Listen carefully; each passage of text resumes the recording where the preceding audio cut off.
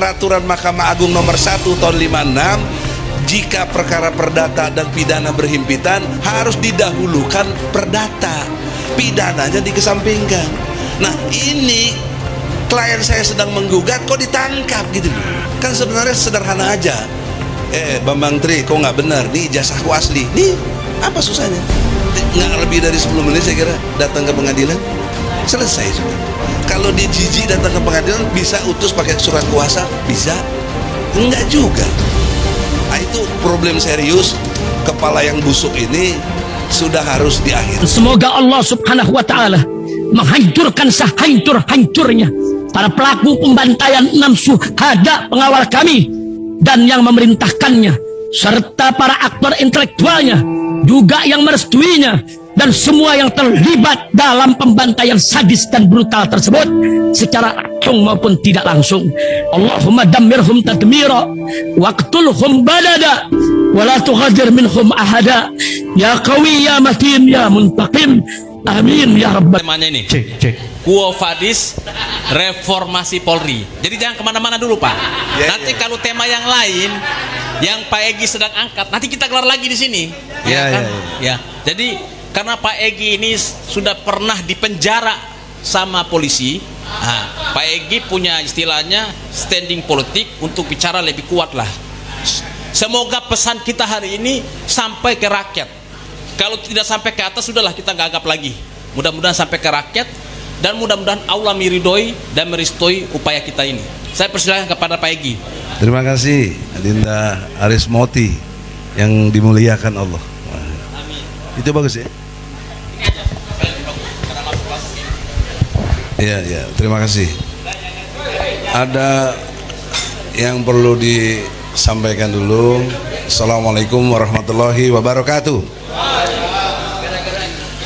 Kalau Quo Vadis reformasi total Polri, saya sambil jalan dengan penuh macet, tapi saya ikuti lewat YouTube People Power. Juga Egy Sujana Channel, saya ikuti tadi. Mimbar Tube juga. Jadi dalam kesempatan ini saya paham semua, tapi justru Brother Haris, tidak ada yang menyentuh kepemimpinan Polri. Apakah mesti diganti apa tidak? Saya nggak mendengar tadi sebenarnya. Padahal semua terjadi tidak mungkin kalau tidak pimpinannya itu benar atau tidak. Bahkan dia pernah bilang pada satu saat waktu itu, kalau ada masalah itu pasti kepalanya yang busuk. Nah, kalau logika dia diikuti, kepalanya Kapolri siapa? Ya presiden gitu nih. Nah itu nggak ada yang nyinggung dari tadi gitu nih. Nggak dalam konteks Kapolrinya sendiri kan kepala dia di situ. Jadi tidak bermaksud tidak suka. Sigit sahabat saya berkenalan baik juga dengan beliau sejak Kapolda Banten ya. Dan perbaikan dalam konteks Polri saya tidak melihat gitu loh. Apa yang disampaikan Adinda Sidarta tadi, apa Sidra Tahta, Brother Margarito, Pak Sulaiman Ponto dan Maharis tadi, apalagi saya dengar juga adik sangat gegap gembita. Ada lagi adik kita revolusi, ada juga reformasi atau bubarkan Polri. Saya dengar semuanya tadi. Jadi oleh karena itu, tapi tidak ada yang menyinggung kepemimpinannya gitu. Oleh karena itu mungkin takdirnya saya terakhir jadi gongnya. Nanti itu atau dengan ilmunya ya silakan. Maka dengan evaluasi dari kita sudah meyakinkan perlu ganti Kapolri gitu. Apakah begitu menyelesaikan masalah? Saya kira juga tidak, karena kepala yang busuknya belum selesai gitu. Nah, momen itu sudah ada, sedang kita proses di Pengadilan Negeri Jakarta Pusat. Klien saya sudah ditahan polisi gitu. Ini tidak dibenarkan secara ilmu hukum, Karena ada peraturan Mahkamah Agung nomor 1 tahun 56, jika perkara perdata dan pidana berhimpitan harus didahulukan perdata, pidananya dikesampingkan. Nah, ini klien saya sedang menggugat kok ditangkap gitu loh. Kan jadi mengurangi kualitas perjuangan kita di PN. Tapi kan kita tidak kalah akal. Kita tetap berjuang karena saya sudah dapat hak hukum sebagai pengacaranya, jadi tetap menyampaikan yang secara prosedur hukum. Justru Jokowi yang tidak datang. Kan sebenarnya sederhana aja. Bambang Tri, kok nggak benar? Nih ijazahku asli. Nih apa susahnya? Nggak lebih dari 10 menit saya kira datang ke pengadilan, selesai sudah. Kalau dia jijik datang ke pengadilan, bisa utus pakai surat kuasa, bisa? Enggak juga. Nah, itu problem serius. Kepala yang busuk ini sudah harus diakhiri. Saya kira begitu. Assalamualaikum. Terima kasih banyak Al-Imam Egy Sujana, Al-Imam besar Egy Sujana, pemimpin kita. Langsung ke Pak Sidra Tahta. Ya, terima kasih. Ini agak lebih semangat ini karena beliau tokoh perubahan datang, sehingga kita sangat penting tadi apa yang beliau katakan. Tapi poin dari saya hanya 2. Yang pertama adalah bahwa Polri ini perlu melanjutkan reformasi total karena ada PR yang belum tersisa, yang perlu dituntaskan, soal kelembagaan, soal undang-undang. Dan kita tahu Polri itu dilahirkan di awal reformasi, memang belum ada perdebatan yang substantif yang bisa mendorong Polri bisa meletakkan posisi secara independen, secara profesional dan secara akuntabel, bahwa polisi memerlukan akuntabilitas yang tinggi karena dia berada di bawah langsung presiden, yang kemudian mengakibatkan besarnya potensi intervensi kekuasaan di tubuh kepolisian, gitu ya. Bukan saja kepolisian seperti di Indonesia yang masih seperti ini, di kepolisian yang paling canggih pun ya, misalnya di KGB di Rusia, kemudian polisi di negara-negara yang the most divided police system ya, seperti di Amerika Serikat itu ada lebih dari 2000 jenis kepolisian, atau dalam model yang sentralistik seperti yang ada di Jepang atau di Filipina. Intinya sama, bahwa polisi sangat rentan diintervensi dan dipergunakan oleh kekuasaan politik untuk kepentingannya. Nah, oleh karena itu menurut saya konsepsi polisi Indonesia tadi atau kepolisian baru tadi akan bisa terwujud kalau masyarakat sipil seperti kita ini mendukung perubahan ini ke arah yang lebih baik. Jadi selamat kepada Bang Haris Moti dan teman-teman semuanya yang mendorong perubahan ini. Semoga ini menjadi sejarah yang akan berlangsung.